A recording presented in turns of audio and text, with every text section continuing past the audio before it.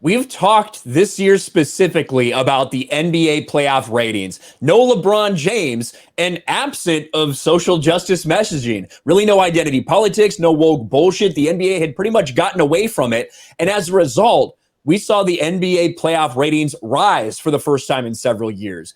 Big time gains for the NBA playoffs until they got political once again, until Steve Kerr decided to open his mouth and virtue signal about what went down in Texas. And what was the end result? It's almost like we can predict it. It's almost like we've been telling you for years that this is what happens. Despite the fact that NBA playoff ratings had been up until the very game before this, NBA Finals Game 1, the least watched opener in 15 years. When you go woke, your audience will leave. When you get political, you will divide your audience. How many times do we have to see this before these idiots learn? It's beautiful. Steve Kerr is such a nut job. And it's not I don't know why it's taken this long to wake up to his nonsense. Maybe it's, I guess, because that video went so viral. Like, didn't that video get like 30 million views on Twitter or something like that of him, pretending to be offended? But Steve Kerr's been like this for a long time. And, it's, again, this guy doesn't actually care about the things that he claims he cares about, because there's evidence to point to the exact opposite just a few years ago. His hypocrisy is next level.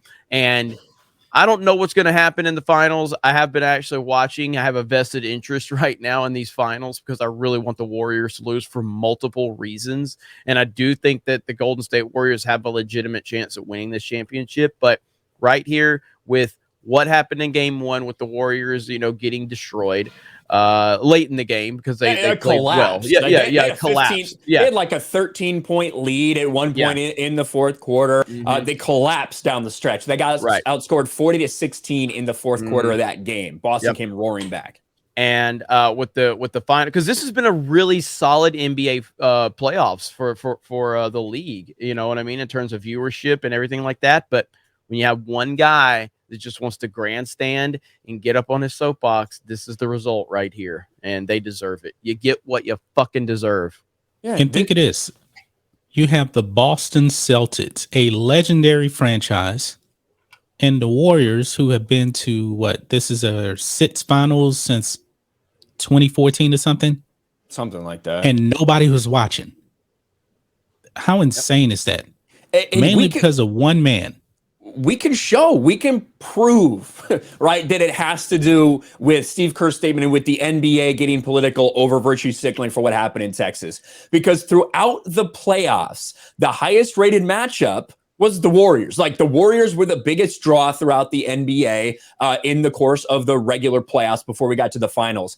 Over on the Eastern Conference, the Celtics, you saw the same exact thing. The Celtics were the biggest draw over there, including the very last game before the NBA Finals. ESPN closes out NBA Eastern Conference Finals with most watched Game 7 in 4 years. That was between Miami and the Boston Celtics. But suddenly, something changes for the NBA Finals. It's because of Steve Kerr. Like, there is no clearer indication of what we have been preaching for years than this.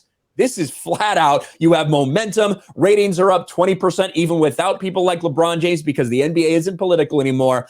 And then one idiot, Steve Kerr, virtue signals. All that comes crashing down, because after Steve Kerr does it, that means that everybody else gets asked the question by the mainstream media. So everybody else starts talking about it tangentially. So it is bullshit. But this is what happens. When you get woke, you go broke. When you virtue signal for social justice messaging, the fans will leave. Yeah, and I hope it just continues a downward trend for specifically the Warriors, but also the NBA. Because again, our job is not to pull for these, self-entitled douchebags. Our job is to demand what we want as fans. That's it. We are the fans. We are the customers, and if we don't like something, we're going to continue to call it out. Now, in terms of what this looks like moving forward, time will tell. But I think this is a really bad look for them, and I really hope that it continues to go in the wrong direction for them. It's just a big missed opportunity, for again, with the momentum, with the fact that there have been a lot of very good series in this playoffs, the fact that a lot of players are now getting a spotlight, that we didn't necessarily see before, that people got to see, Luka Doncic, and what he was able to do with that Mavericks team. People are seeing Jason Tatum kind of evolve into the player they thought he would be.